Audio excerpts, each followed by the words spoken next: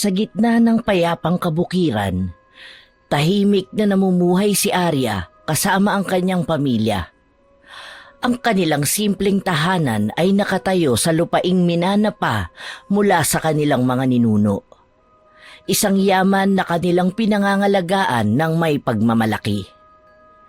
Ngunit sa likod ng katahimikan, isang malupit na katotohanan ang nagtatago. Isang pagmamahalang itinanim sa kasinungalingan at isang puso na unti-unting pinunit ng pagtatraidor. Hindi inakala ni Arya na ang lalaking nagdala ng ngiti sa kanyang mga labi at tumupad ng kanyang mga pangarap ay siya rin palang sisira ng lahat ng iyon. Si Andrew, ang taong inakala niyang kakampi sa lahat, ay may lihim na layuning hubaran siya ng lahat ng mahalaga sa kanya. Ang kanilang lupa, ang kanilang karangalan, at ang kanyang tiwala. Ngunit sa kabila ng sakit, hindi natapos ang kwento ni Arya bilang biktima. Sa halip, ito ang naging simula ng kanyang pagbangon. Sa gabay ng matalik niyang kaibigang si Sofia, sinimulan niyang tuklasin ang mundong hindi niya kailanman pinaniwalaan, ang sining ng pangkukulam. Sa kanyang planong paghihiganti, natutunan ni Arya ang tungkol sa sinaunang ritual, ang lakas ng kalikasan at ang kapangyarihang nakatago sa galit at pagdurusa. Ngunit sa bawat hakbang na kanyang tinatahak, mas tumitindi ang tanong, hanggang saan siya dadalhin ng paghihiganti? Sapat ba ang makaganti upang mapunan ang nawalang bahagi ng kanyang pagkatao? Isang gabi sa bahay ni Arya, tahimik ang paligid, tanging ang tunog ng kuliglig ang maririnig. Nakaupo si Arya sa may balkonahe habang hawak ang lumang dokumento ng lupa ng kanilang pamilya. Nasa loob si Andrew, ang lalaking nagpanggap na nagmamahal sa kanya. Hindi pa batid ni Andrew na natuklasan na ni Arya ang kanyang lihim.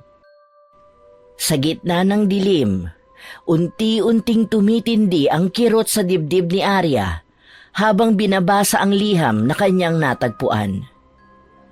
Ang liham na yon ang nagpamulat sa kanya sa kasinungalingang binalot sa matatamis na salita at yakap ni Andrew. Si Arya ay nasa balkonahe, hawak ang liham habang nanginginig ang kanyang mga kamay. Binabasa niya ito ng paulit-ulit, halos hindi makapaniwala sa binabasa. Hindi maaari. Paano mo nagawa sa akin to, Andrew? Narinig ni Andrew ang mahina niyang tinig mula sa loob. Lumabas ito na may dalang tasa ng kape. Mahal, gabi na. Bakit nandito ka pa? Hating gabi na, malamig sa labas. Hindi lumingon si Arya. Napapansin ni Andrew ang hawak niyang dokumento. Nagsimula itong mag-alala. Oh, ano yung hawak mo? Ano nga ba ito, Andrew? Ipaliwanag mo kaya sa akin? Hindi ko maintindihan eh. Wala ako maintindihan. Malaki ang tiwala ko sa iyo, Andrew. Pero ginagumo ko. Mahal, hindi ko alam kung anong ibig mong sabihin. Binalingan siya ni Arya. Puno ng luha ang mga mata, ngunit bakas ang galit. Huwag mo akong gawing tanga, Andrew! Isang titulo ng lupa. Itong sulat na ito. Lahat ng plano mo nakasulat dito. Ginamit mo lang ako para makuha ito. Para mabenta ang lupang minana ko pa sa mga magulang ko. Napansin ni Andrew na wala na siyang maitatago. Tumayo siya, bumuntong hininga at pilit nang ngumiti. Arya, hindi mo ako naiintindihan. Ginagawa ko ito para sa atin. Para sa atin? Para sa atin talaga? Andrew, hindi ako tanga. Wala kang ibang iniisip kundi ang sarili mo. Ang akala ko totoo ka. Pero isa kang malaking kasinungalingan! Tumayo si Arya. Ibinato sa kanya ang dokumento. Arya, makinig ka muna. Wala na akong gustong pakinggan mula sa'yo. Lumayas ka na lang dito! Manloloko ka! Niloko mo lang pala ako! Pilit na lumalapit si Andrew, ngunit itinaas ni Arya ang kanyang kamay. Tanda ng matinding galit. Napaatras si Andrew. Mahal, kalma lang. Hindi ko intensyon na saktan ka. Hindi intensyon? Huwag mo akong tatawaging mahal! Hindi mo ako mahal! Isa kang ahas, Andrew! Lumayas ka! Sa galit ni Arya, tumakbo siya papasok ng bahay at iniwan si Andrew sa labas. Niyakap niya ang sarili habang humihikbi. Hindi makapaniwala si Arya sa mga nalaman niya. Buong akala pa naman niya, mahal na mahal talaga siya ni Andrew. Base na rin sa mga pagmamahal na ipinapakita nito sa kanya. Pero huwad lang pala ang lahat. Ginawa lang yon ni Andrew para pagnakawan siya. Kinabukasan, nasa kwarto si Arya. Nakaupo sa harap ng salamin, nangingitim ang mga mata sa kaiiyak. Isang mensahe ng kaibigang si Sofia ang kanyang binasa sa cellphone niya. Ikinuwento niya kasi sa kanyang kaibigan ang nangyari kagabi at nakatulugan na rin niya ang pag-iyak habang kausap ang kaibigan. Arya, sa kabila ng lahat na nangyari, tandaan mong malakas ka. Pero kung gusto mong gumante, alam kong may paraan. May nakilala akong mangkukulam sa kabilang bayan. Maaari kitang ipakilala sa kanya. Natahimik si Arya habang nakatitig sa sarili sa salamin. Sa unang pagkakataon, hindi awa sa sarili ang nakita niya, kundi galit. Kung ito ang paraan para iparamdam ko sa kanya ang sakit na idinulot niya sa akin, gagawin ko. Dumating si Sofia sa bahay ni Arya. May dala itong lumang aklat at isang maliit na supot ng kakaibang mga halaman. Sigurado ka ba sa gagawin mo? Ang daang ito ay hindi mo na pwedeng balikan kapag sinimulan mo na. Sigurado na ako. Hindi na ito tungkol sa pagmamahal o sa titulo ng lupa. Tungkol ito sa prinsipyo ko. Kailangan pagbayaran ni Andrew ang ginawa niya. Inilatag ni Sofia ang aklat sa mesa. Sinimulan niyang ipaliwanag ang bawat bahagi nito kay Arya. Sa unang bahagi ng pag-aaral natin, nais kong malaman mo na ang pangkukulam ay hindi basta-basta. Kailangan nito na may intensyon, tapang at tiwala ka sa sarili mo. Kung kulang ang puso mo dito, baka ikaw mismo ang mapahamak. Tumango si Arya, determinado. Kinuha niya ang aklat at sinimulan nitong basahin. Pero gusto kong maintindihan mo, Arya, na ang landas na pinapasok mo ay hindi basta-basta. Hindi ito laro at hindi rin ito madaling balikan kapag sinimulan mo na. Alam ko, Sofia, pero kailangan kong maintindihan. Kailangan kong malaman ang lahat. Paano ito nagsimula? Bakit ito ginagawa? At ano ang kayang idulot nito? Tumango si Sofia at naupo sa tapat ni Arya. Binuksan niya ang aklat at isang matandang pahina ang lumantad. Puno ng kakaibang mga simbolo at larawan ng mga sinaunang nilalang. Ang pangkukulam, Arya, ay mas matanda pa kaysa sa anumang relihiyon na kilala natin ngayon. Sinasabing nagsimula ito sa mga sinaunang panahon, noong ang mga tao ay unang natutong makipag-ugnayan sa kalikasan. Kalikasan? Oo. Ang mga unang mangkukulam ay mga tagapangalaga ng kalikasan, mga healer, tagapag-alaga ng mga hayop, at tagapamagitan sa pagitan ng tao at ng espiritu ng lupa. Ginagamit nila mga halaman, bato at enerhiya ng kalikasan upang gamitin ng may sakit, protektahan ang kanilang komunidad at itaboy ang anumang masama. Hinawakan ni Sofia ang isang maliit na supot na puno ng tuyong dahon at inamoy ito bago ilagay sa mesa. Ngunit hindi laging mabuti ang naging gamit ng pangkukulam. Sa takot at galit, natutunan din nilang gamitin ang kapangyarihan para saktan ng iba. Kalaunan, naging instrumento ito ng paghihiganti, inggit at kapangyarihan. Napatingin si Arya sa mga simbolo ng aklat. Tumigil siya sa isang pahina na may larawan ng isang babae na tila nakapikit, may hawak na itim na kandila. At paano nila nagagawa yun? Paano nila nakokontrol ang ibang tao? Ay, ang kulam ay isang kombinasyon ng intensyon, ritual at enerhiya. Una, kailangan mong mag-isip ng malinaw kung anong layunin mo. Ang intensyon naman ang pinakamalakas na bahagi ng kulam. Kung ang intensyon mo ay masama, magdadala ito ng negatibong resulta. Hinawakan ni Sofia ang itim na kandila sa altar at sinindihan ito. Sunod ay ang ritual. Ang ritual ay parang tulay na nag-uugnay sa intensyon mo at sa enerhiyang nais mong ilabas. Ginagamit dito ang mga bagay tulad ng kandila, dugo, larawan o anumang may kaugnayan sa target mo. Ano ang enerhiya? Ang enerhiya ay ang lakas na nanggagaling sa kalikasan, sa tao at sa mga elemento. Sa bawat salita na binibigkas mo sa ritual, hinihigop mo ang enerhiyang ito para idirekta sa layunin mo. Ngunit tandaan mo, Arya, na ang enerhiya ay hindi nawawala. Kung anong ilalabas mo, babalik rin to sa'yo. Madalas ay mas malakas pa. Napaisip si Arya sa sinabi ni Sofia. Tumayo siya at lumapit sa altar. Tinitigan ang kandila habang nag-aalab ang apoy nito. Kailan ito naging masama?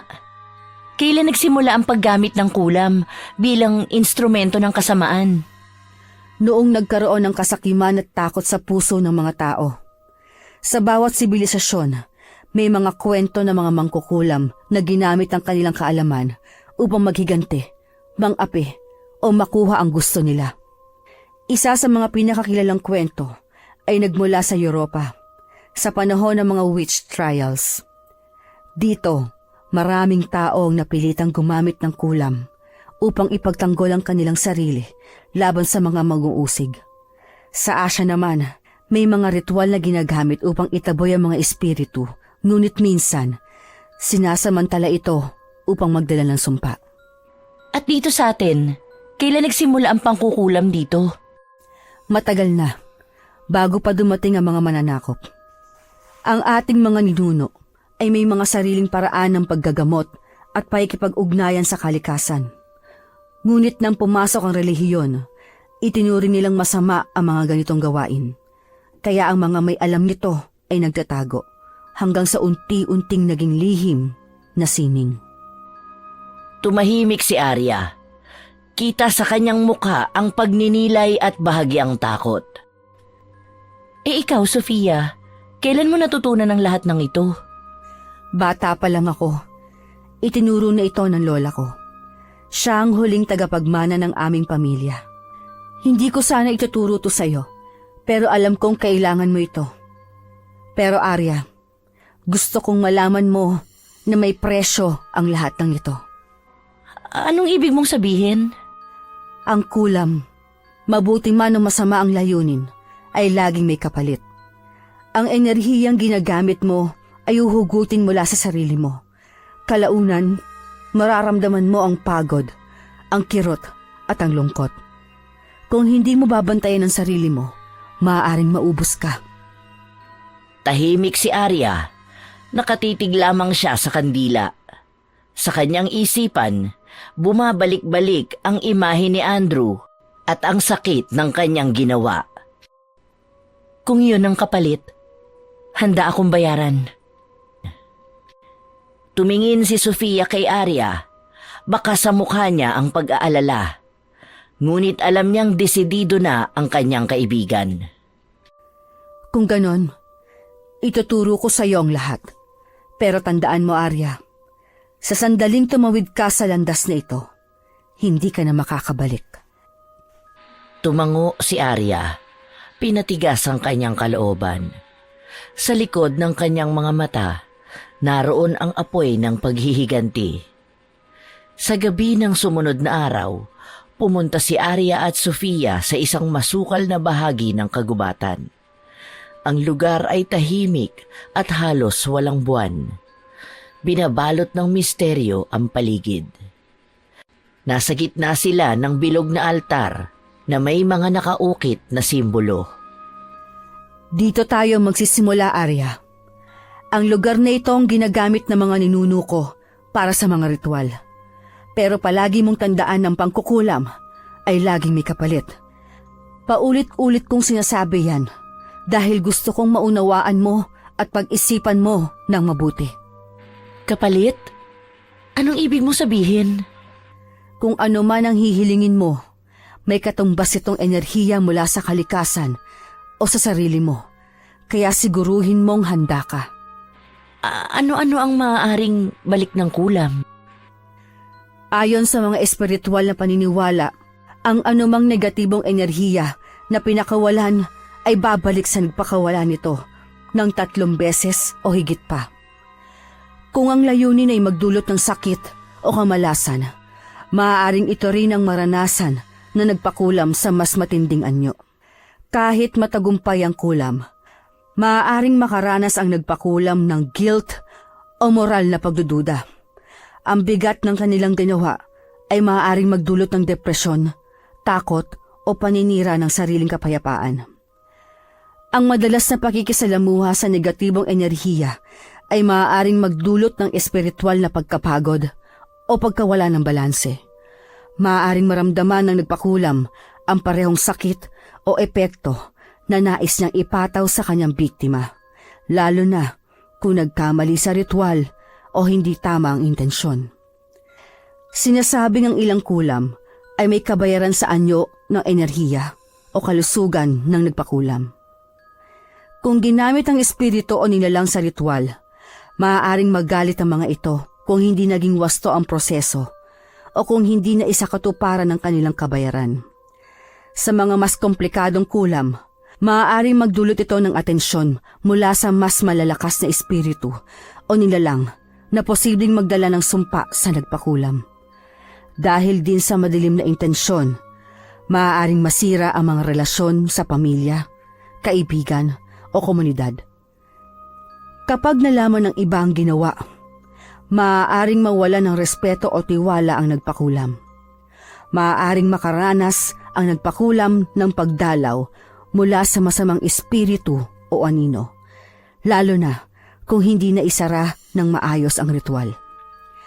Ang pagkakabit sa madilim na enerhiya ay maaaring magdulot ng pagkawala ng proteksyon mula sa positibong espiritual na puwersa. Kung ang target ay may malakas na proteksyon o may sariling espiritual na lakas, maaaring bumalik ang kulam sa nagpakulam. Tinatawag ito sa ibang paniniwala bilang balik kulam. Ang paggamit ng kulam ay madalas ikinukonsiderang delikado at mapanganib dahil sa mga balanse ng enerhiya sa mundo. Sa maraming paniniwala, mas mainam ang pagpapatawad at pagsasara ng sugat kaysa paghihiganti. Tahimik na tumango si Arya. Ang bigat-bigat pala. Makakaya niya kaya yun? Pero hindi ba't ito naman ang gusto niya? Ang makaganti kay Andrew? Masakit na malamang nagpapanggap lang pala ang lalaking mahal mo na mahal ka para sa titulo ng lupa niyo. Yun ang hindi niya matanggap.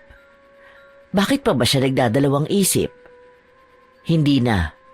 Kayang-kaya niya itong lahat at gagawin niya ang lahat para makapaghiganti siya at maiparanas niya kay Andrew ang sakit na ipinaranas din ito sa kanya. Hinawakan ni Arya ang aklat at sinimulan ang unang ritual ayon sa sinasabi ni Sofia. Una, kailangan buksan mo ang iyong sarili sa espiritu ng galit. Isipin mo lahat ng sakit na idinulot ni Andrew sa'yo. Damhin mo ito at hayaan mong ang emosyon mo ang magdala sa'yo. Pumikit si Arya at sinunod ang sinabi ni Sofia. Lumabas ang lahat ng kirot sa kanyang puso habang unti-unti siyang nakaramdam ng kakaibang init sa kanyang mga palad. Hindi ko matanggap na ginamit niya ako. Gusto ko siyang pagbayarin. Ngayon, hawakan mo ang halamang ito. Ang damong ito ay sumisipsip ng enerhiya mula sa galit. Ihanda mong sarili mo habang sinasabi ang orasyon. Inabot ni Sofia ang damo sa kanya. Inulit ni Arya ang mga salitang itinuturo ni Sofia habang ang kapaligiran ay tila nagiging mas malamig. Ang hangin ay unti-unting umiikot sa kanila at ang mga dahon sa paligid ay tila gumagalaw ng kusa. Tama yan, Arya. Isa kang likas sa tagapagmana ng sinaunang lakas. Tapos na ba? Hindi pa. Ito ang una sa maraming hakbang. Kailangan mong matutunan kung paano kontrolin ang lakas mo at gamitin ito laban kay Andrew. Sa loob ng bahay ni Arya, naglagay si Sofia ng mga kandila sa 4 na sulok ng sala. Sa gitna, may malaking mangkok na puno ng tubig. Nakaupo si Arya sa harap nito at nakapikit. Ngayon, matututo kang mag-channel ng enerhiya. Kailangan mong gawing instrumento ang tubig para maipakita kung paano mo gustong parusahan si Andrew. Paano? Isipin mo siya. Isipin mo ang ginawa niya. Isipin mo kung paano mo gustong bumaliktad ang kapalaran niya. Pumikit si Arya at huminga ng malalim. Sa loob ng ilang segundo, biglang umangat ang tubig mula sa mangkok. Nabigla si Sofia. Arya, magaling ka. Kaya mo nang kontrolin ang lakas mo ng mabilis. Hindi ito sapat. Gusto kong mas matutunan pa. Kailangan kong tiyakin na hindi na niya magagamit ang sinuman. Ilang araw na ang lumipas. Tahimik na nakaupo si Arya sa isang sulok ng kanyang maliit na kwarto. Sa harap niya ay nakabukas ang isang luma at makapal na aklat. Isang aklat tungkol sa mga sinaunang ritual at sumpa. Sa tabi niya ay ang altar na puno ng kandila at mga halamang pinatuyo.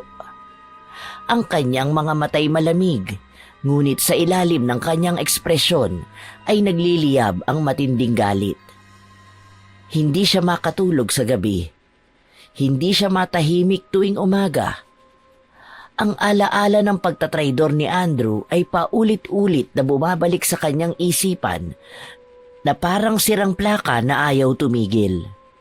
Ang kanyang galit ay parang isang apoy na hindi mapatay-patay. Andrew, hindi mo alam kung sino ang niloko mo. Akala mo ba basta na lang kita palalayain?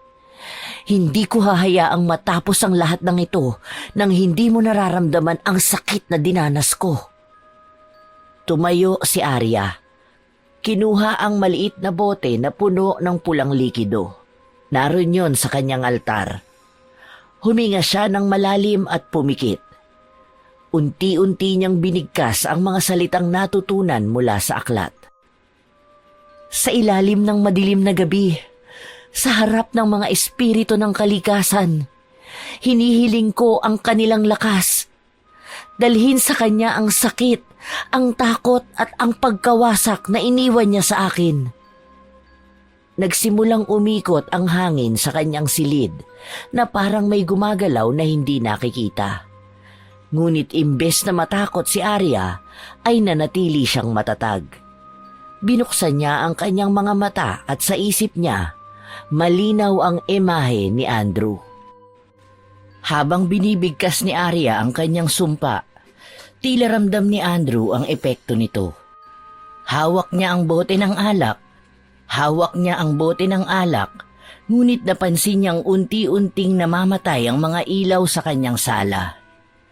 Lumamig ang paligid at nagdulot ito ng kakaibang takot sa kanya. Masarap ba, Andrew? Ang maramdaman ng malamig na yakap ng takot? Simula pa lang ito. Hindi pa rito nagtatapos ang lahat. Nakikita ni Arya sa kanyang isipan ang reaksyon ni Andrew. Ang takot sa mukha nito at ang pagpapanik nito sa nangyayari.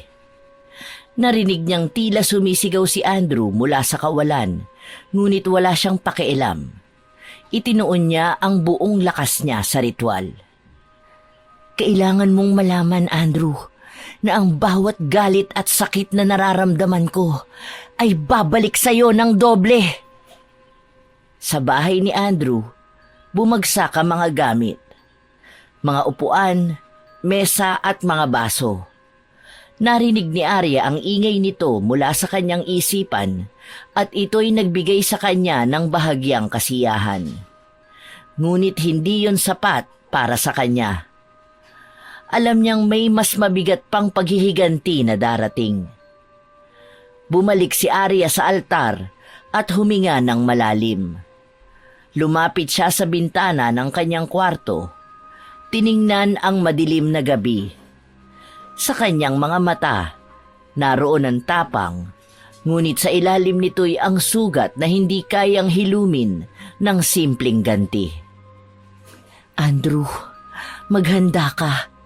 Hindi mo pa nakikita ang lahat ng kaya kong gawin.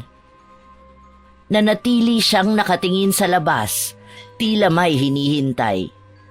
Sa isip niya, muling naglaro ang mga alaala, ang mga ngiti ni Andrew, ang mga halik nito, ang mga pangakong binaliwala. Ang bawat detalyeng yon ay nagpalalim ng sugat sa kanyang puso, at bawat sugat ay lalong nagpapatibay sa kanyang determinasyon. Kinabukasan, bumalik si Andrew sa bahay ni Arya. Napansin niyang tahimik ang paligid. Tila may mabigat na enerhiya. Kumatok siya ng paulit-ulit ngunit walang sumasagot. Sa wakas, bumukas ang pinto at lumitaw si Arya na malamig ang tingin sa kanya. Arya, kailangan natin mag-usap. Hindi sumagot si Arya. Tumalikod siya at naglakad papasok. Iniwang nakabukas ang pinto. Sumunod si Andrew. Kita sa mukha nito ang kaba. Alam kong galit ka pero hindi dapat ganito. Bigyan mo naman ako ng pagkakataong magpaliwanag oh. Humarap si Arya. Ang mukha'y walang bakas ng awa. Sa halip, puno ito ng galit na matagal na niyang kinikimkim. Magpapaliwanag ka? Ano pa bang dapat mong sabihin, Andrew? Na ginamit mo ko? Na hindi mo ko minahal kahit kailan? Na wala kang ibang iniisip kundi ang titulo ng lupa namin? Arya, hindi ganoon.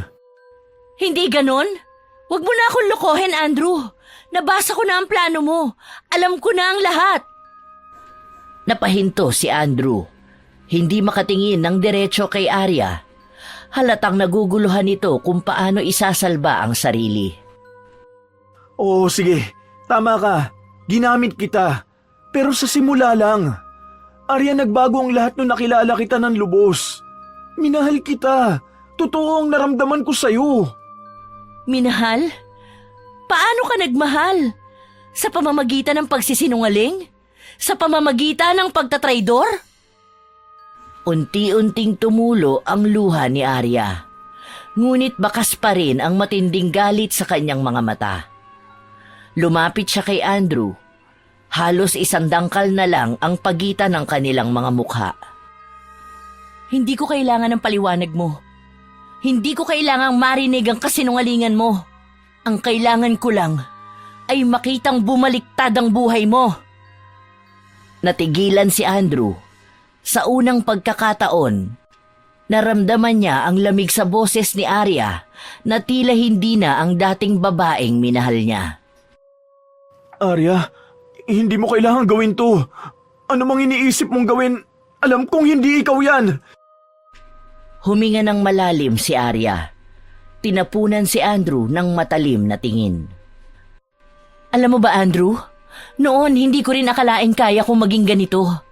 Pero salamat sa'yo, natutunan ko kung paano maging malakas. Iniwan ni Arya si Andrew sa sala. Naglakad siya patungo sa kanyang kwarto at saka isinara ang pinto ng malakas. Naiwan si Andrew na nakatulala tila pinagsisisihan ang lahat. Gabi na. Nasa loob ng isang lumang kubo sa kagubatan si Arya at Sofia. Sa gitna ng silid, may altar na puno ng mga kandila at kakaibang kagamitan. Nakaabang si Sofia habang inaayos ni Arya ang mga halamang gagamitin sa ritual. Arya, sigurado ka bang handa ka na? Ang ritual na ito ay hihigit sa anumang ginawa mo noon. Kapag nagkamali ka, baka ikaw ang magbayad sa mas malaking kapalit. Alam ko ang ginagawa ko, Sofia. Kung ito ang kailangan para maramdaman ni Andrew ang sakit na dinanas ko, handa akong gawin ang lahat. Tahimik na tumango si Sofia.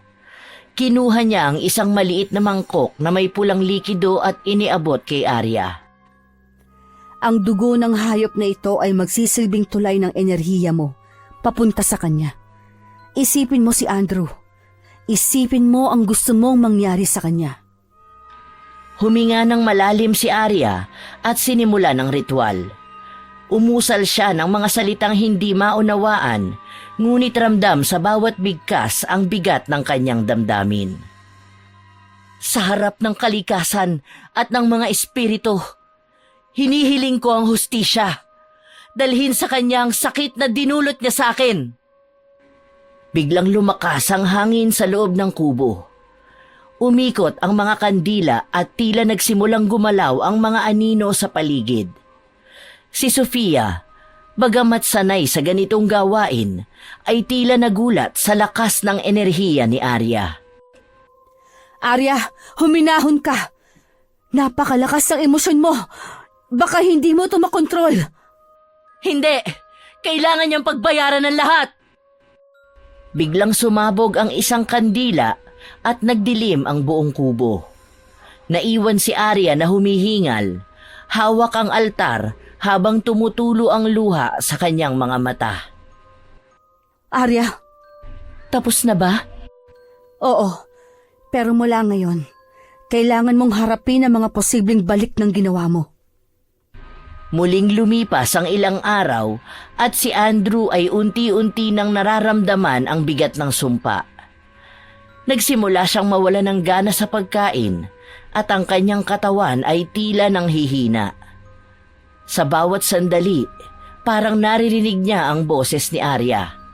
Paulit-ulit na umaalingaw-ngaw sa kanyang isipan. Hindi totoo to. Kaya ko itong lampasan. Hindi totoo ito! Tumayo siya at sinubukang pumunta sa banyo. Ngunit pagtingin niya sa salamin, nakita niya ang isang imahe ni Arya na nakangiti ng malademonyo. Hindi ka makakatakas, Andrew. Ang sakit na nararamdaman ko. Ngayon ay ikaw naman ang magdurusa. Napaatras si Andrew. Napasandal siya sa pader. Tumulo ang malamig niyang pawis habang ang kanyang mga mata ay nanlalaki sa takot. Bumagsak siya sa sahig, nanginginig. Arya, tumigil ka na! Hindi ko na kaya! Samantala, si Arya ay nasa kubo ni Sofia. Matapos ang ritual, ramdam niya ang kakaibang enerhiya na bumalot sa kanya. Para bang naging bahagi na siya ng madilim na kapangyarihan na ginamit niya. Sofia, pakiramdam ko may nagbago sa akin. Hindi na ako ang dating Arya. Hindi na nga, Arya. Kapag hinayaan mong kainin ka ng galit mo, hindi ka na makakabalik. Pero Sofia, ang sarap sa pakiramdam na makita siyang nagdurusa. Sa wakas, nararamdaman na niya ang sakit na dinanas ko. Arya, hindi yon ang tunay na hustisya. Ang galit ay parang lason. Iniisip mong nilalason mo ang iba, pero ikaw mismo ang unti-unting nilalamon nito. Napatingin si Arya kay Sofia. Ang kanyang mga matay puno ng pag-aalinlangan. Alam niyang tama ang sinabi ng kaibigan, ngunit ramdam niya pa rin ang init ng kanyang paghihiganti. Pero bakit parang hindi pa sapat? Sa kabila ng nararamdamang kahinaan, nagdesisyon si Andrew na harapin si Arya. Pumunta siya sa bahay nito mukhang pagod at halos hindi na makalakad. Nagulat si Arya nang makita siya sa labas. Halos duguan ang kanyang itsura. Ano na naman ang ginagawa mo rito? Hindi pa ba sapatan lahat ng ginawa mo? Arya, tulungan mo ako. Bakit kita tutulungan? Para saan? Para maulit mo ulit ang panloloko mo sa iba? Hindi ko na kaya. Arya, anong ginawa mo sa akin? Ngumiti si Arya, puno ng kasiyahan sa kanyang tagumpay. Ngunit sa kaloob-looban niya, nararamdaman niya ang kaunting kirot sa kanyang puso. Yan ang hustisya, Andrew. Ang nararamdaman mo ngayon, yan ang sakit na dinulot mo sa akin. Arya, patawarin mo na ako. Hindi ko alam kung paano mo pa ako mapapatawad pero totoo ang pagmamahal ko sa iyo. Mahal? Anong alam mo tungkol sa pagmamahal, Andrew? Ang pagmamahal ay hindi nananakit. Nagkulong si Arya sa kanyang kwarto.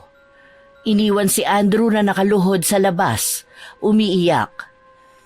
Habang nakahiga si Arya sa kama, naririnig niya ang sigaw ni Andrew at biglang naramdaman niyang parang may gumagapang na takot sa kanyang dibdib. Pagkalipas ng ilang araw, napansin ni Arya nang magsimulang mangyari ang kung ano-anong kakaibang bagay sa kanyang paligid. Ang mga halaman sa kanyang bakuran ay tila nalalanta at ang hangin ay naging mabigat. Arya, may masamang balita. Ang ritual na ginawa natin, nagbalik sa iyo ang enerhiya. Ha? Anong ibig mo sabihin? Ang ritual na ginawa mo ay masyadong puno ng galit. Hindi balanse ang enerhiya. Ngayon, hindi lang si Andrew ang nagdurusa. Pati ikaw. Napahinto si Arya. Unti-unting bumalik sa kanyang alaala ang lahat ng ginawa niya. Ramdam niya ang bigat ng kanyang konsensya, ngunit wala na naman siyang magagawa pa. May paraan pa ba para itama ito? Tumayo si Sofia at inilabas ang isang lumang libro. May paraan, pero hindi ito madali. Kailangan mong isakripisyo ang bahagi ng sarili mo. Sa loob ng bahay ni Arya, ang kapaligiran ay tila binabalot ng bigat ng kanyang desisyon. Si Sofia naman ay seryosong nakatingin kay Arya, hawak ang lumang aklat ng mga ritual. Sa labas, naririnig pa rin ang mahihinang pag-ungol ni Andrew. Arya, kailangan mo magdesisyon. Ang sumpa ay hindi basta-basta mawawala. Ang galit mo, kahit gaano pa katindi, ay may kapalit. Pero Sofia, paano ko siya mapapatawad? Paano ko basta nalang kakalimutan ang lahat ng ginawa niya? Hindi ko sinasabing kalimutan mo, Arya. Pero kung patuloy kang kakapit sa galit, ikaw din ang sisira sa sarili mo. Tingnan mo na lang ang paligid mo, mga halaman mo, ang ilaw sa bahay mo. Lahat nalalanta, nagdidilim. Tumingin si Arya sa paligid. Napansin niyang totoo ang sinabi ni Sofia. Ang mga dating makukulay niyang halaman ay tila nawalan na ng sigla. Ang maliwanag na sikat ng araw na pumapasok sa bintana ay parang may anino ng kadiliman. Ano ang kailangan kong gawin? May ritual na pwedeng gawin, pero hindi ito madali. Kailangan mong buksan ang puso mo at handang tanggapin ang lahat ng sakit. Buksan ang puso ko? Para saan?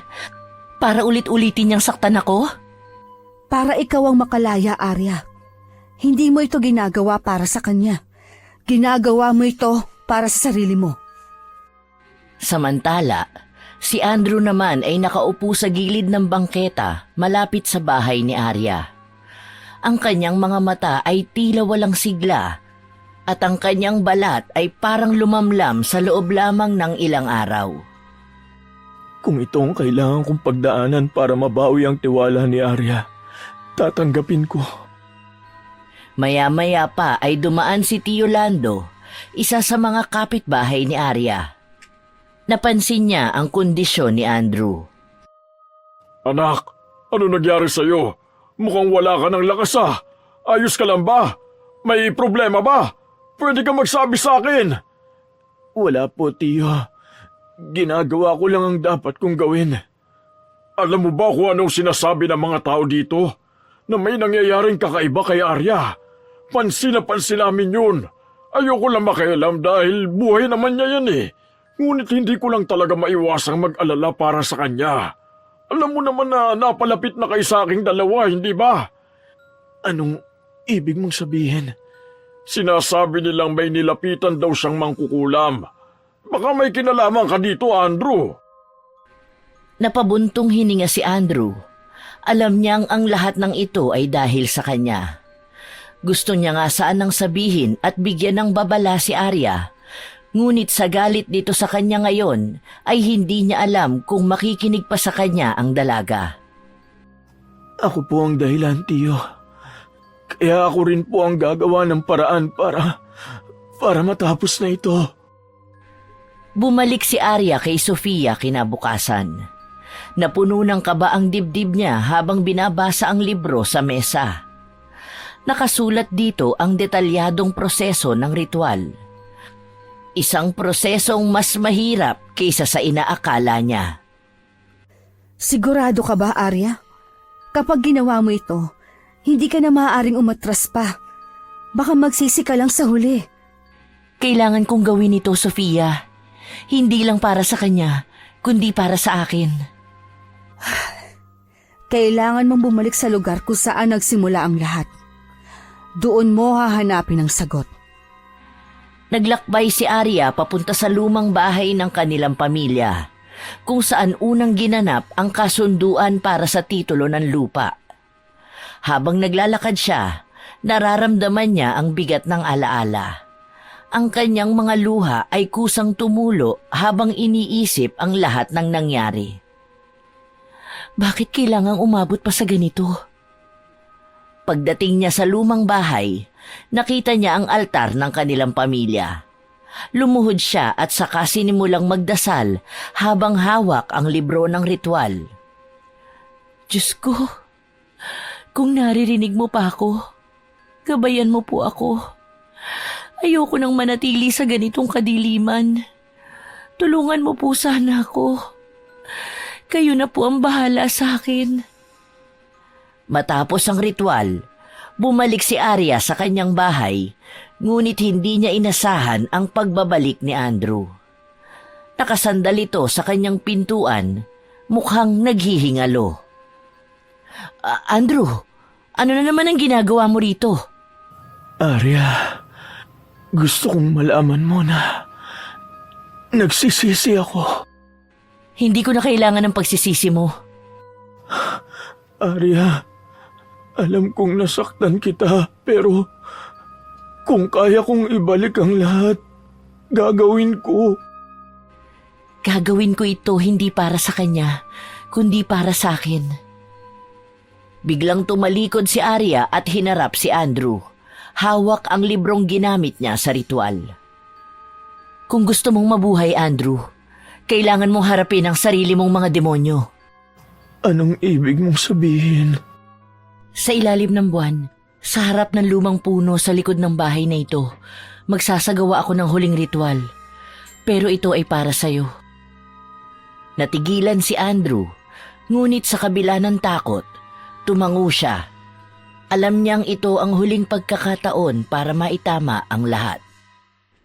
Gabi na at tahimik ang paligid. Tanging ang ilaw ng bilog na buwan ang nagbigay ng liwanag sa madilim na bakuran sa likod ng bahay ni Arya. Naroon sina Arya at Andrew, parehong kinakabahan sa susunod na mangyayari. Andrew, uulitin ko ang sinabi ko.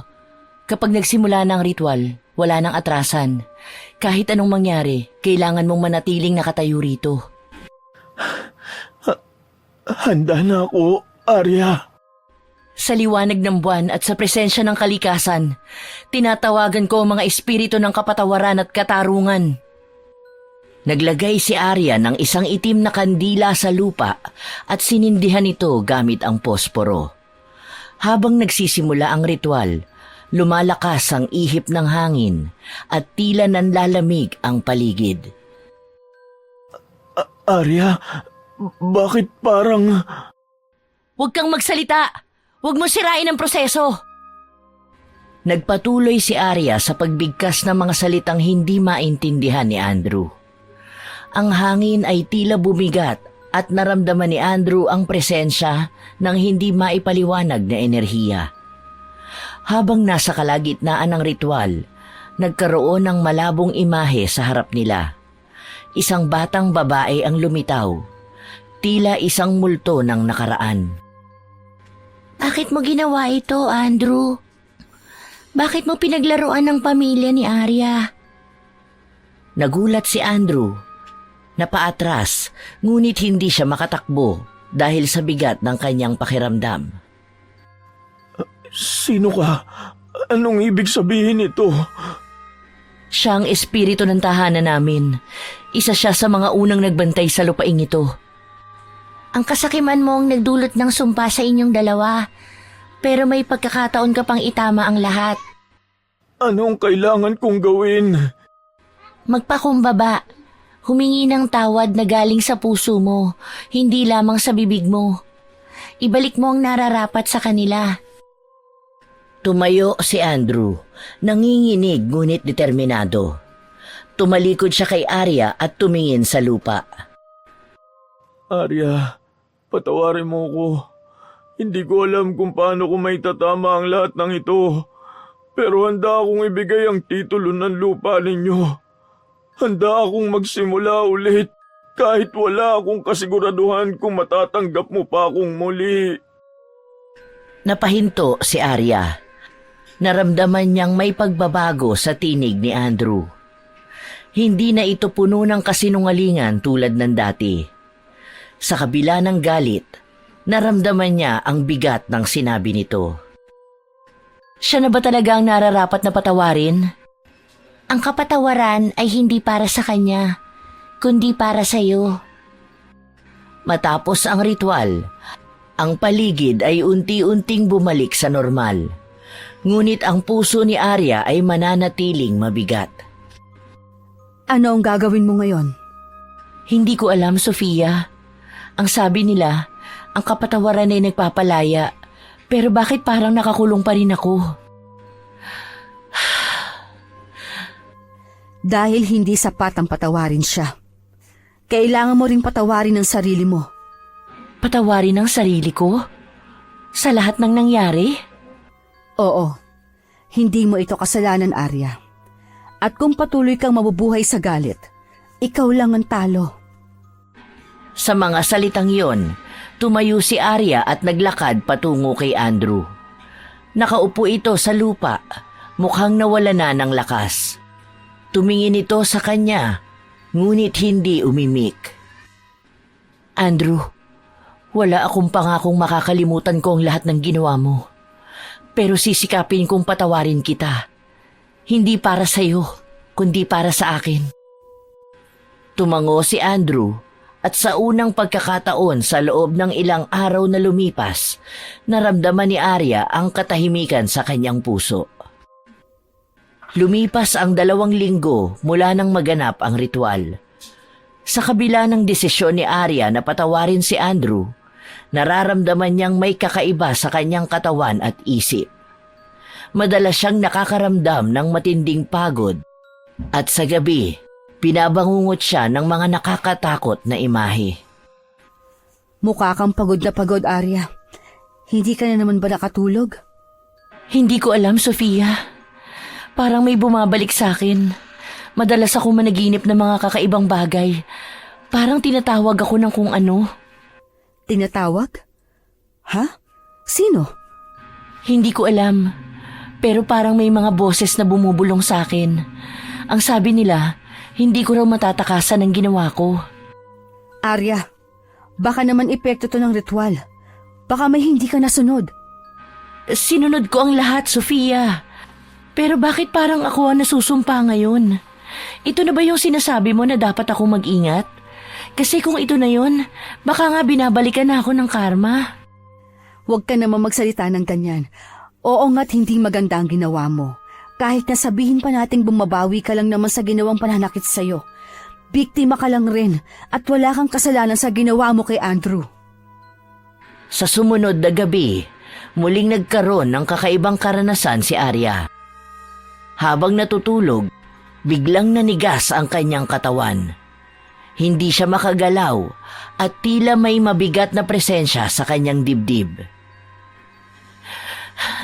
Sino ka? Anong gusto mo sa akin? Hindi sumagot ang presensya. Ngunit naramdaman niyang tila may malamig na kamay na dumapo sa kanyang leeg. Nagsimula siyang mahirapang huminga. Nang magising siya, pawis na pawis si Arya at hinahabol ang kanyang hininga. Tumingin siya sa salamin at napansin ang mga marka sa kanyang leeg, parang iniwan ng isang kamay. Diyos ko, ano bang nangyayari sa akin? Nagpasya si Arya na magpatulong na sa isang albularyo upang alamin ang dahilan ng kanyang mga nararanasan. Kinabukasan, dumiretso si Arya sa bahay ng albularyo. Puno ng kaba ang kanyang dibdib habang kinukwento ang mga kakaibang nangyayari sa kanya. Ang mga ritual na ginawa mo ay may kalakip na malaking responsibilidad, Arya. Ang kulam ay hindi laruan. Kapag hindi mo isinara ang pinto, babalik ito sa'yo. Pero sinunod ko naman ang lahat. Sinigurado kong tama ang mga hakbang na ginawa ko. Hindi lang pisikal na hakbang ang kailangan. Ang puso mo, Arya. Puno pa din ito ng galit. Ang galit na yun ang dahilan kung bakit hindi nagsara ang pinto. Paano ko ito maitatama? Kailangan mong harapin ang iyong mga takot at itakwil ang galit sa iyong puso. Pero tandaan mo na ang pagdadaanan mong proseso ay masakit at mahirap. Pag-uwi ni Arya, mas naging matindi pa ang kanyang nararanasan. Sa tuwing tititigan niya ang kanyang sarili sa salamin, tila may ibang mukha ang sumasalamin sa kanya. Isang madilim at galit na bersyon ng kanyang sarili. Arya, mukhang wala ka sa ayos ha. May problema ba? Wala ito, Andrew. Ayos lang ako. Huwag kang magsinungaling. May kinalaman ba ito sa ritual na ginawa mo? Oo, Andrew. Pero hindi ko alam kung paano ito matitigil. Pakiramdam ko, parang ako ang minumulto ngayon. Kung ano man ang kailangan mong gawin, nandito lang ako para tumulong. Kahit ikaw ang dahilan kung bakit ako napunta sa ganitong sitwasyon? Oo, Arya. Kahit anong mangyari, susuportahan kita. Sa kabila ng sinabi ni Andrew, naramdaman ni Arya na kailangan niyang mag-isa sa laban na ito. Hindi sapat ang suporta ng ibang tao upang maibalik ang kanyang kapayapaan. Isang gabi, nagpasya si Arya na bumalik sa lugar kung saan nila ginawa ang ritual. Bitbit niya ang isang itim na kandila at mga halamang gamot mula sa albularyo. Alam niyang ito na ang huling pagkakataon upang itama ang lahat. Sa liwanag ng buwan, binabalik ko ang sumpang ito. Hindi ko nahahayaang lamunin ako ng aking galit. Sinindihan niya ang kandila at binigkas sa mga salitang ibinigay ng albularyo. Ngunit habang ginagawa ito, naramdaman niyang tila may puwersang umaagaw sa kanya. Hindi mo ako maaangkin! Sa kabila ng hirap, nagpatuloy si Arya. Hanggang sa unti-unting nawala ang bigat sa kanyang katawan at ang malamig na presensyang nakapalibot sa kanya. Kahit na tila nawala ang bigat sa katawan ni Arya matapos ang ritual, patuloy pa rin siyang nakakaramdam ng kakaiba sa kanyang paligid. Parang may sumusunod sa kanya. Sa tuwing nag-iisa siya, may naririnig siyang mahihinang bulong at iabag ng mga paa. Sino yan? Walang sumagot. Paglingon niya, wala namang tao. Ngunit biglang bumukas ang gripo ng mag-isa at nahulog ang isang tasa mula sa mesa. Hindi mo ako kayang takutin! Tumayo siya ng tuwid. Ngunit ang mabilis na pagtibok ng kanyang puso ay hindi maitatanggi. Sa kanyang isipan, bumabalik ang babala ng albularyo. Ang galit mo ang nagiging daan para makapasok ang madilim na enerhiya. Kinabukasan, nagbalik si Arya sa albularyo. Halos hindi na siya makakain at makatulog dahil sa mga nangyayari. Hindi ito tungkol sa ritual, Arya. Ang nasa paligid mo ngayon ay bunga ng hindi mo pa rin pagtatapos sa galit mo. Paano ko matatapos ang galit ko kung hindi ko pa rin matanggap ang lahat? Kailangan mong magpatawad. Hindi lang sa kasalanan ng ibang tao, kundi pati sa sarili mo. Hindi mo kayang magpatuloy kung patuloy mong ikinakadena ang sarili mo sa nakaraan. Susubukan ko. Pero paano kung hindi ko magawa? Kapag hindi mo tinanggap ang pagbabagong kailangan, masisira ka ng tuluyan. At sa puntong iyon, wala na akong magagawa para sa'yo. Pag-uwi ni Arya, nakita niya si Andrew na nakaupo sa balkonahe. May dalang mga bulaklak at kahon ng tsokolate. Malinaw sa mukha nito ang pagsisisi. Arya, kailangan natin mag-usap. Wala na tayong dapat pag-usapan pa, Andrew. Hindi mo ba kayang bigyan ng pagkakataon ng sarili mo na bumangon mula dito? Paano mo nasabing may karapatan ka magsalita ng ganito? Matapos mo ko sirain. Alam kong hindi ko na mababawi ang ginawa ko. Pero kaya kong magsimulang muli kung papayagan mo lang ako. Hindi mo kailangan magsimula muli, Andrew. Ako ang kailangan magsimula ulit. Nang wala ka. Umalis si Arya at iniwang nakatayo si Andrew. Hawak ang bulaklak na dahan-dahang nalalanta. Sa kabila ng pagsisikap ni Arya na magpatawad, mas tumitindi ang kanyang mga nararanasan. Sa kalagitnaan ng gabi, bigla siyang nagigising na tila may mabigat na kamay sa kanyang balikat.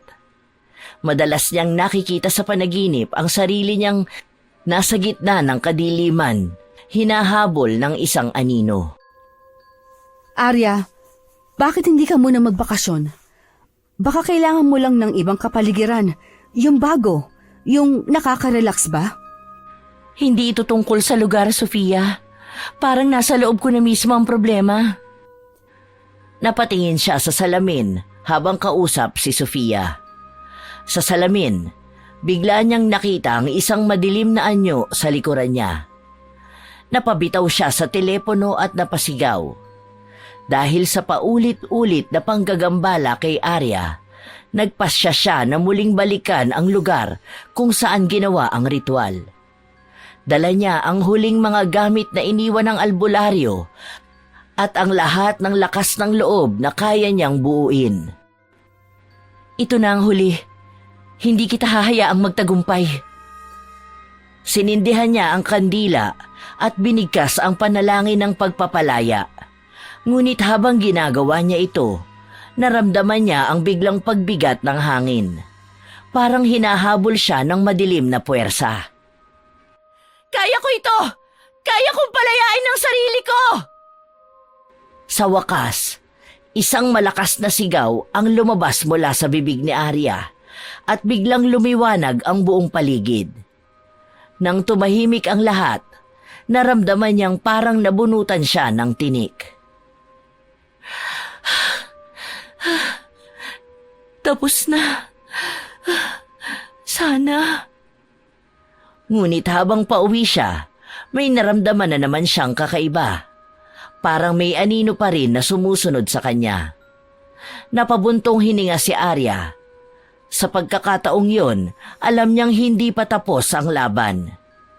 Sa paglipas ng mga araw, akala ni Arya ay tuluyan na siyang nakalaya sa sumpa.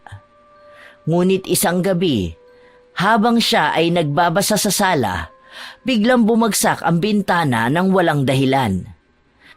Gumulo ang mga gamit sa kanyang maliit na mesa. Ramdam niya ang presensya ng isang kakaibang nilalang. "Sino ka? Bakit hindi mo ako tinatantanan?" Walang sumasagot, ngunit narinig niya ang mahihinang halakhak na parang nanggagaling sa bawat sulok ng bahay. Lumamig ang paligid at naramdaman niyang parang hinahaplos ang kanyang buhok. "Huwag kang magtago sa dilim! Harapin mo ko!" Sa isang iglap, biglang may anyo ng babae na lumitaw sa likuran niya. May maitim na mata at dugo ang ngiti. Napasigaw si Arya at napaatras. "Hindi mo naiintindihan, Arya. Hindi basta-basta nawawala ang sumpa. Kailangan mo harapin ang tunay na dahilan kung bakit ka hinahabol nito." "Sino ka? At anong kailangan mo sa akin?" "Ako ang naging daan para makuha mo ang lakas na hiniling mo. Ngunit hindi libre ang kapangyarihan, Arya. Hindi kailanman ito naging libre." Biglang naglaho ang babae at iniwan si Arya na nanginginig sa takot. Alam na niyang hindi pa natatapos ang lahat. Nagkamali siya at sobrang pinagsisisihan na niya ito ngayon. Pero sa pagkakataong ito, wala na nga lang nakikinig sa kanya. Kinabukasan, kaagad na tinawagan ni Arya si Sofia upang humingi ng tulong. Nang magkita sila, halata sa mukha ni Arya ang stress at pagod. Arya, kailangan mo na huminto. Mukhang lumalalim na ang problema. Hindi mo na ito makakayanan mag-isa. Hindi ko alam kung paano. Sinasabi nilang kailangan kong magpatawad. Pero paano ko gagawin yon kung araw-araw akong hinahabol ng ganito? May kilala akong pare. Baka pwedeng makatulong siya. Hindi ko alam kung magiging effective. Pero ang mahalaga naman, nasubukan natin ang lahat ng paraan, hindi ba? Gagawin ko kahit ano, Sofia. Ayoko ng ganito. Pumunta si Arya at Sofia sa simbahan upang kausapin si Father Mateo. Isang pari na kilala sa pagsasagawa ng exorcism. Sa unang tingin pa lang, napansin na ni Father Mateo ang bigat ng dinadala ni Arya. Anak, ramdam ko ang galit at takot sa puso mo. Hindi mo ito madadala mag-isa. Dapat mo nang bitiwan ang galit na nararamdaman mo para umusad ka at magpatuloy sa buhay. Hindi ko alam kung paano ko sisimulan, Father. Sinubukan ko naman ang lahat. Ang tunay na pagsisimula ay nasa pagtanggap. Tanggapin mo na hindi mo na makokontrol ang lahat at kailangan mong magsimula na sa iyong pananampalataya. Ano ang dapat naming gawin, Father? Una, magdasal tayo. Pagkatapos, kailangan nating linisin ang lugar ni Arya. Ngunit higit sa lahat, Arya, kailangan mong bitiwan ang galit na bumabalot sa puso mo. Nagpunta sina Father Mateo, Sofia at Arya sa bahay ni Arya upang magsagawa ng ritual ng paglilinis. Sinindihan nila ang mga kandila sa bawat sulok ng bahay at nagdasal ng sama-sama. Sa ngalan ng Ama, ng Anak at ng Espiritu Santo, nililinis namin ang tahanang ito sa lahat ng masasamang espiritu at negatibong enerhiya. Habang nagaganap ang ritual, biglang may malakas na hangin na dumaan sa loob ng bahay. Ang mga kandila ay halos mamatay at narinig nilang muli ang malalim na halakhak. Hindi mo ako maitataboy ng ganito lang, Arya. Isa kang mahinang nilalang. Hindi ako mahina! Hindi mo na ako madadala! Biglang lumiwanag ang paligid at naramdaman ni Arya ang biglang paggaan ng kanyang dibdib. Ngunit alam niyang hindi pa rin ito ang katapusan. Matapos ang ritual, nagpasya si Arya na harapin na si Andrew muli. Alam niyang ito ang isa sa mga bagay na kailangan niyang gawin upang tuluyang mapalaya ang sarili. Kailangan ko tong gawin. Arya, bakit ka nandito? Gusto ko lang sabihin na pinapatawad na kita. Salamat. Bagamat masakit pa rin ang alaala ng kanilang nakaraan, naramdaman ni Arya ang kakaibang kaluwagan sa kanyang puso. Naibigay na niya ang pagpapatawad na matagal nang inaasam at hinihingi ni Andrew. Ngayon, kailan kaya siya matatahimik?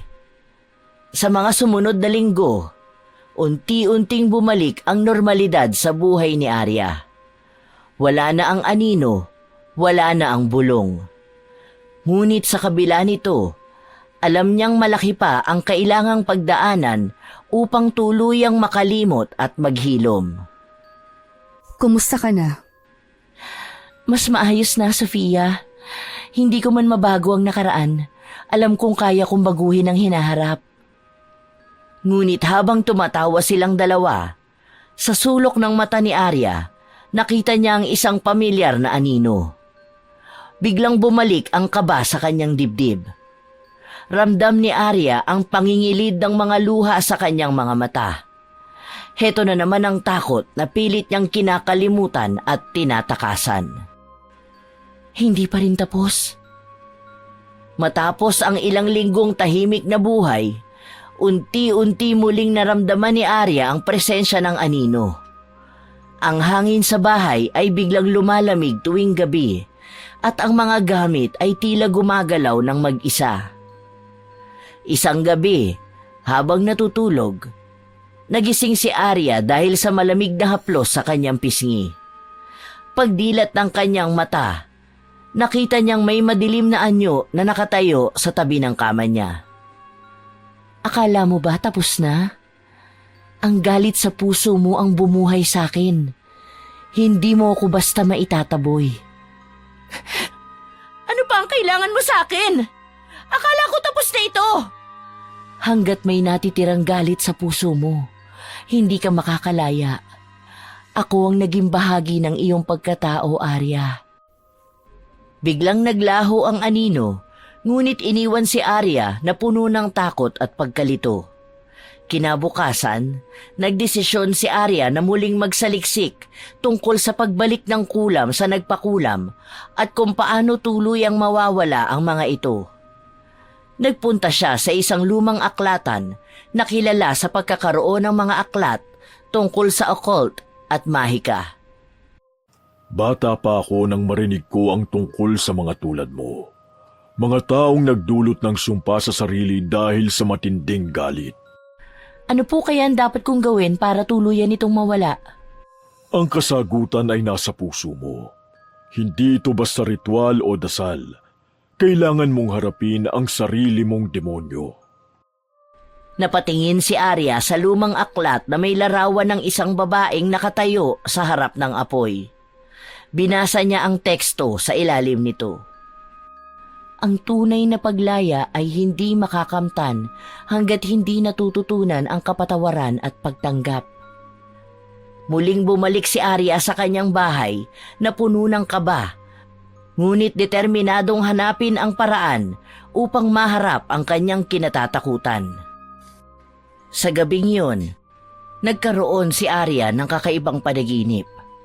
Nakita niya ang kanyang sarili na nakatayo sa gitna ng isang madilim na kagubatan. Sa harap niya, may malaking salamin na tila naglalaman ng kanyang anino. Ako ang tunay mong kaaway, Arya. Hindi si Andrew. Hindi ang sumpa. Ako. Ano ang ibig mong sabihin? Ang galit na nararamdaman mo ay hindi para kay Andrew, kundi para sa sarili mo. Ang kasalanan mo ay hindi ang pangkukulam, kundi ang pagkawala ng tiwala sa sarili. Biglang nagising si Arya, pawis na pawis at hingal na hingal. Napagtanto niyang ang kanyang laban ay hindi lamang laban sa anino, kundi laban sa sarili niyang emosyon at takot. Pero ito nga ba talaga ang dahilan o sadyang nawawala na siya ng matinong pag-iisip. Ang mga nakikita at nakakausap niya ay hindi na pangkaraniwan at natitiyak niyang tanging ang pagkawala na lang sa tamang katinoan ang sagot sa nangyayari sa kanya. Kinabukasan, pumunta si Arya sa isang retreat center na inirekomenda ni Sofia. Doon, kinausap siya ng isang spiritual counselor na si Aling Rosa, isang matandang babae na puno ng karanasan sa pagharap sa mga tulad niyang nawawala sa sarili. Ang galit ay parang baga. Akala mo'y pinipigilan mo ito para iba ang masaktan, pero sa totoo lang, ikaw ang nasusunog. Hindi ko alam kung paano ko bibitawan ang lahat. Simulan mo sa sarili mo. Patawarin mo ang sarili mo, Arya. Lahat tayo'y nagkakamali. Ang mahalaga ay ang pagkilala at pagtanggap nito. Sinimula ni Arya ang proseso ng self-reflection. Araw-araw, binabalikan niya ang sakit at pinipilit hanapin ang mga aral sa likod ng bawat sugat. Habang nasa proseso ng pagpapatawad sa sarili, biglang nanghina si Arya. Nagsimula siyang makaramdam ng matinding sakit ng ulo at katawan. Dinala siya ni Sofia sa ospital, ngunit walang makitang anumang pisikal na sakit ang doktor. Walang anumang mali sa resulta ng mga test niya. Maaring psychological ang pinagmumulan nito. Sa mga sumunod na araw, lalo pang lumala ang kondisyon ni Arya. Madalas siyang magising sa gabi dahil sa masakit na panaginip. Napagtanto ni Arya na muli na namang bumabalik ang sumpa at wala na talaga itong katapusan ngayon. Sofia, siguro ito ang kabayaran ng lahat ng ginawa ko noon. Hindi, Arya. Kaya mo itong lampasan. Magtiwala ka lang. Ngunit habang lumilipas ang mga araw, lalo pang bumibigat ang nararamdaman ni Arya. Sa puntong ito, naisip niyang baka hindi sapat ang pagpapatawad sa sarili. Baka kailangan niyang humingi ng tawad sa iba. Nagpasya si Arya na muling harapin si Andrew. Pumunta siya sa bahay nito, dala ang bigat ng kanyang puso. Arya, anong ginagawa mo rito? Kailangan ko ng closure, Andrew. Hindi ko alam kung paano ko sisimulan pero patawad sa lahat ng ginawa ko. Hindi mo kailangan humingi ng tawad, Arya. Ako ang nagkamali sa'yo. Pareho tayong nagkamali, pero ayokong dalhin ang bigat na ito habang buhay. Sa pagkakataong yon, naramdaman ni Arya ang kakaibang kaluwagan. Para bang sa wakas, nabawasan ang bigat na matagal nang nakapatong sa kanyang puso. Sa mga sumunod na linggo, unti-unting bumalik ang lakas ni Arya. Nagpasya siyang lumipat ng bahay upang magsimula ng panibagong yugto sa kanyang buhay. Sa bagong lugar na kinaroroonan, natutunan niyang muli ang pagpapatawad, hindi lamang sa iba kundi lalo na sa sarili. Habang nag-aayos sa bagong tahanan, nakakita siya ng lumang larawan nila ni Sofia. Napangiti siya at naalala ang lahat ng pinagdaanan nila. Alam niyang mahaba pa ang kanyang paglalakbay, ngunit handa na siya. Simula na ng bagong kabanata. Ngunit sa isang sulok ng kwarto, tila may aninong kumikilos. Napatingin si Arya, ngunit ngumiti lamang. Alam niyang ito ay bahagi ng kanyang nakaraan na palaging magiging alaala, ngunit hindi na kailanman magiging hadlang. Makalipas ang ilang buwan, masaya na ang buhay ni Arya sa kanyang bagong tahanan. Patuloy siyang nag-aaral ng art therapy, na siyang naging paraan upang mailabas niya ang lahat ng emosyon na naipon sa kanyang puso. Sa kabila nito, may mga gabi pa rin na bumabalik ang kanyang mga alaala tungkol sa kulam at ang galit na bumalot sa kanya noon. Habang nagpipinta siya ng isang tanawin ng kagubatan, biglang naramdaman niya ang malamig na simoy ng hangin sa loob ng kwarto. Tumigil siya at tumingin sa paligid. Nandyan ka na naman. Sa isang sulok, nakita niya ang pamilyar na aninong tila nanunood sa kanya. Hindi na ako isang banta, Arya. Isa na lang akong alaala. Alam ko at tanggap ko na. Muli siyang bumalik sa kanyang pagpipinta. Sa bawat stroke ng kanyang brush, para bang unti-unting nawawala ang bigat sa kanyang dibdib. Ang anino ay naglaho kasabay ng isang malamig na ihip ng hangin. Isang araw, dumalaw si Sofia kay Arya. Dala ang mga paborito nilang pagkain. Naupo sila sa veranda ng bahay ni Arya habang nagkukwentuhan tungkol sa mga nagdaang buwan. Ang laki ng ipinagbago mo, Arya. Hindi na ikaw ang babaeng puno ng galit at hinanakit. Maraming salamat sa iyo, Sofia.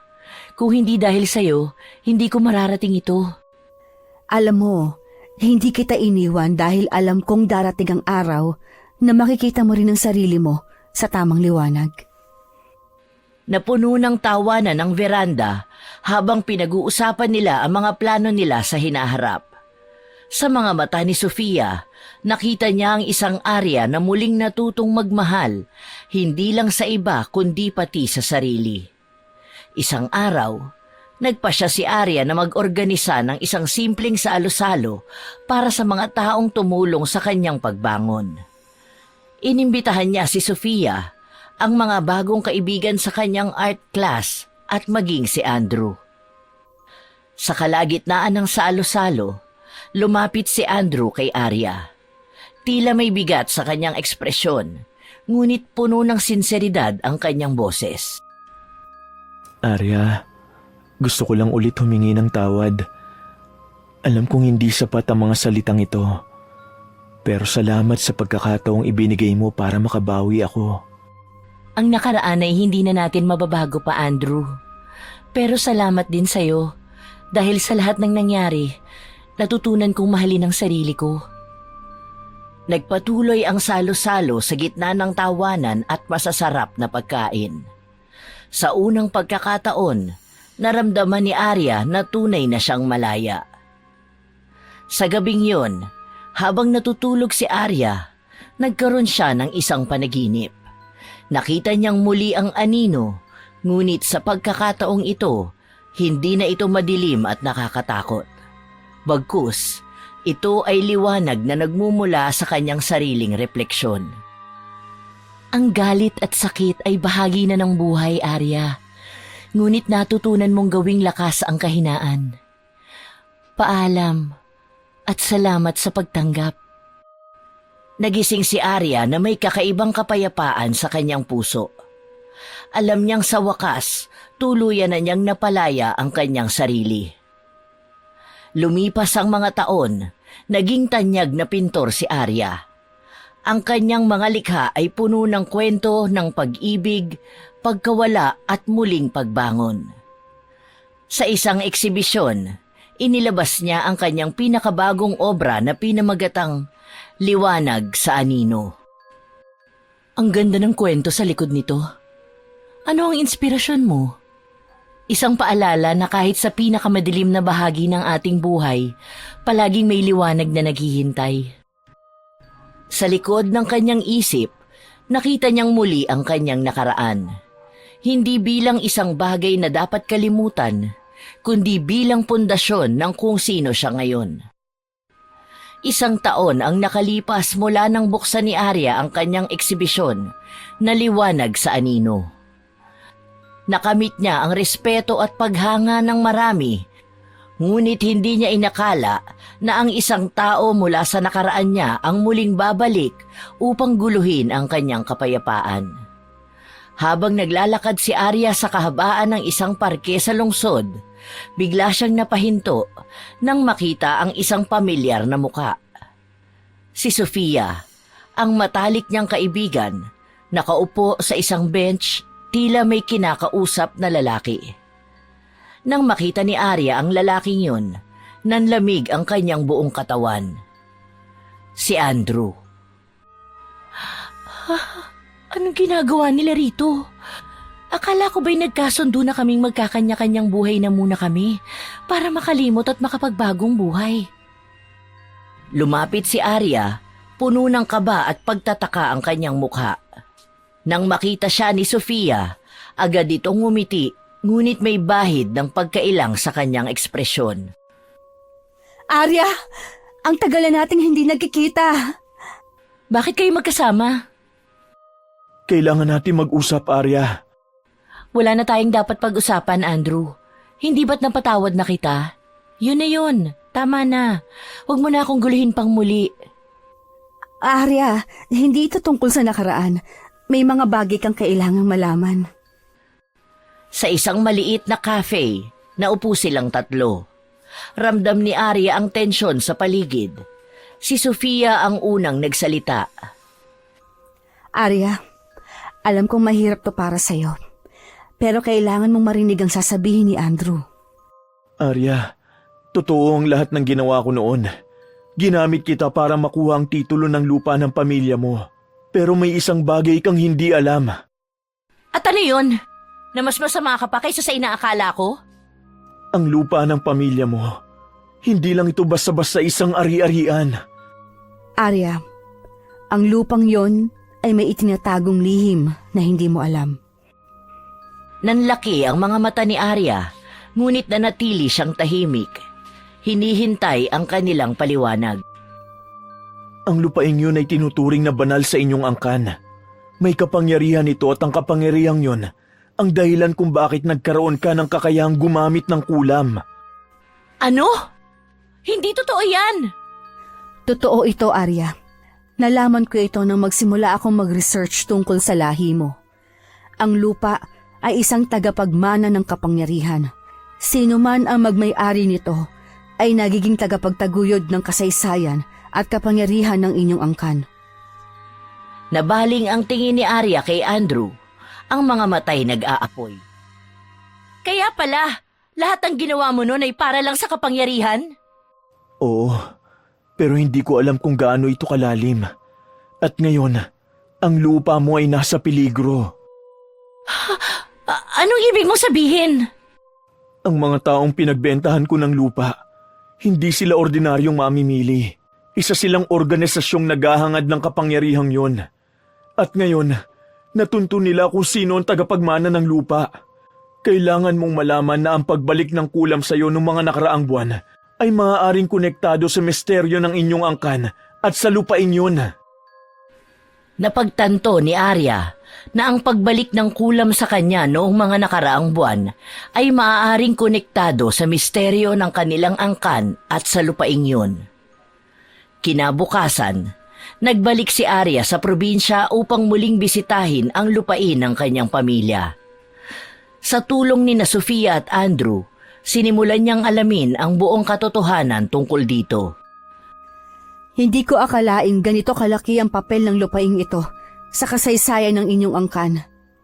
Hindi ko rin alam. Ang akala ko, isa lang itong simpleng ari-arian na minana ng pamilya ko. Pero hindi ito simpleng lupa, Arya. Isa itong pamana ng kasaysayan at kapangyarihan. At nasa iyo ngayon ang tungkuling protektahan ito. Biglang umihip ang malakas na hangin. Narinig nila ang mga kaluskos mula sa paligid. Tila may mga matang nagmamasid sa kanila. Nararamdaman mo rin ba yun? Oo, parang hindi tayo nag-iisa. Biglang lumabas ang ilang lalaki mula sa dilim. May mga hawak na armas. Sila ang grupo na bumili ng lupa kay Andrew. Ang kanilang intensyon, bawiin ang lahat ng kapangyarihang nasa dugo ni Arya. Nagkaroon ng tensyon at mapanganib na sagupaan sa gitna ng lupain. Sa kabila ng takot, ginamit ni Arya ang kaalaman niya sa kulam upang labanan ang mga kalaban. Hindi niyo makukuha ang lupain ito! Ito ay bahagi ng kasaysayan ng aming pamilya! Sa tulong ni na Sofia at Andrew, nagawa nilang mapalayas ang mga kalaban. Ngunit bago umalis ang lider ng grupo, nag-iwan ito ng babala. Hindi pa ito ang katapusan, Arya.